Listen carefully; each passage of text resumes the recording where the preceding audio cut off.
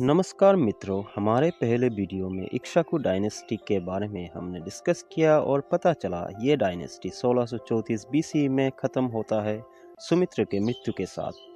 पर तब से लेके 547 बीसी तक और कोई विशेष रेफरेंस ना मिलने के कारण हम 1634 बीसी से 547 बीसी को अभी के लिए स्किप कर रहे हैं। अगर भविष्य में इस समय के रूलर्स के कोई रेफरेंस मिलता है तो उस पर वीडियो जरूर बनाएंगे। अभी तक आप समझ गए होंगे किस टॉपिक के ऊपर वीडियो बना रहे हैं, तो प्लीज़ चैनल को ज़्यादा से ज़्यादा शेयर करें, सब्सक्राइब करें और लाइक भी करें। तो चलिए शुरू करते हैं।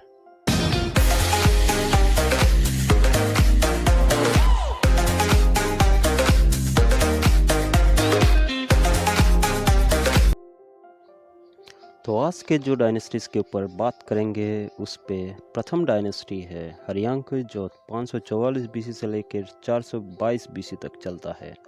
दूसरा डायनेस्टी है शिशुनाग, जो 412 बीसी से 344 बीसी तक चलता है। उसके बाद नंदा डायनेस्टी, जो 344 बीसी से लेकर 322 बीसी तक चलता है।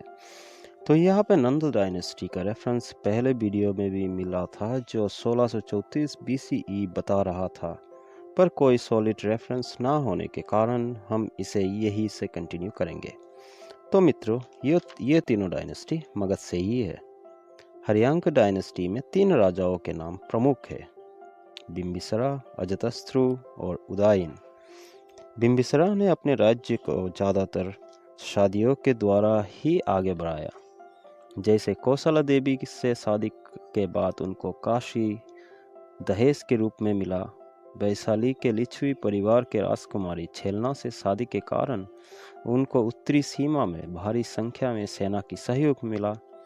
फिर खीमा से शादी किया, जो पंजाब की माद्र राज परिवार की कन्या थी। अवंती से भी बिंबिसरा का काफ़ी अच्छे संबंध थे। इन सब की सहायता से बिंबिसरा ने अंग के राजा ब्रह्मदत्त को हराया और उसके राज्य को भी अपना बना लिया। बिंबिसरा ने 52 वर्ष तक राज किया। बिंबिसरा का बेटा अजतशत्रु ने उसे बंदी बनाया 492 बीसी में और उसकी हत्या की।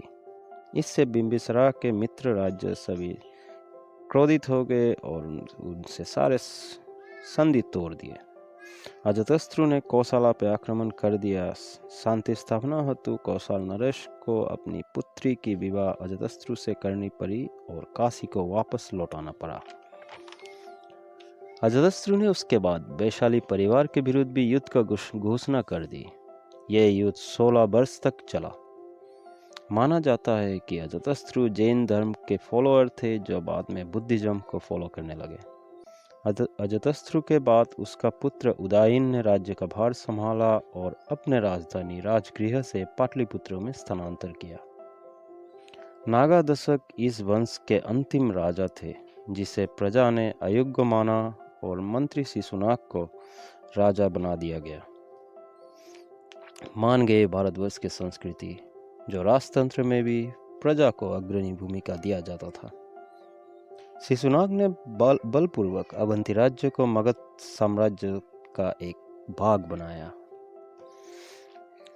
शिशुनाग डायनेस्टी का अंतिम राजा को महापद्मा ने परास्त किया और नंदा डायनेस्टी स्थापित किया। महापद्मा सर्वक संत्राते, उग्रसेन और एकरात के नाम से भी जाना जाता था। धनानंदा इस डायनेस्टी के अंतिम राजा थे। धनानंदा के समय ही अलेक्जेंडर ने भारत पर आक्रमण किया था।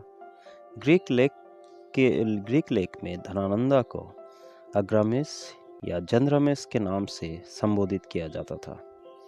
हमारी आज की वीडियो यहीं पे समाप्त होता है। आशा करता हूँ आपको इस वीडियो से कुछ नया सीखने को मिला, नया जानने को मिला, या फिर जो जानते थे धुंधली हो गई हो उसे अपने मस्तिष्क में फिर से उजागर करने का अवसर मिला। तो मेरे चैनल को सब्सक्राइब कीजिए, लाइक कीजिए और शेयर कीजिए, जिससे मेरा मनोबल बना रहे और नए वीडियोस लाने के लिए। जय भारत।